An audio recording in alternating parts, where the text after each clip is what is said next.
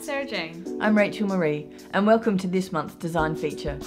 Today we're at the Archipelago II in Valdivia, where we're going to show you how we used a darker colour palette in this home, and how you could use it confidently in your own home.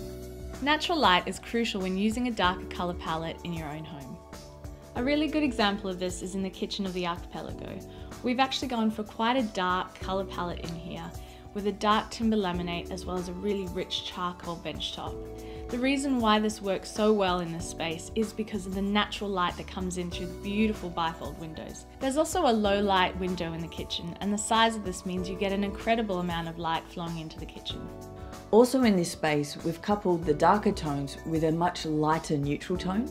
This is evident also throughout the rest of the home and is probably one of the most critical points to consider when using a darker palette in your home. For the main wall colour, instead of using something that is a cool base like a blue or a grey base, on your walls use a warmer tone. By using a colour that has a warm base, you will ensure that your darker toned home is still very comfortable and feels open and fresh. In selecting your warmer colour tone for your main walls or as your base, this will then allow you to add the accent colours or highlights in through darker timber frames, screens and your furniture. Another technique to ensure that your darker colour palette is still very comfortable is through the use of mirrors. In the Archipelago, we've done this in the bar.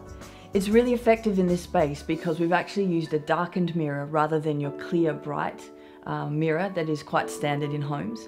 What this does is create a sense of mood and depth while also doubling the light that is in this area. That's why mirrors can be essential when using this type of scheme. If perhaps going for a darker colour scheme throughout your entire home isn't quite the look you're after, I'd suggest picking maybe 2 or 3 areas in your home which you'd really like to create that mood. In the master bedroom of the Archipelago, we've actually gone for a really dark, moody colour palette. This has helped to create a lot of depth in the space. From the carpet to the feature wall and even through the timber accents, you'll see that it is quite deep. The reason why this works so well is because we've coupled this with the natural light coming in through the large windows, as well as mirrored accents, side tables that have reflective surfaces, and I think all of these elements really help to make the space feel a little bit bigger while still retaining that moody feel.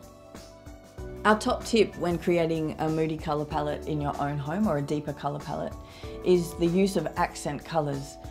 In the Archipelago, we've done this really well in the kids' activity, where we've used quite bright tones of yellow and red. It's not to say that these are the colours you should stick to, but you can really have fun when adding a sense of colour to your home.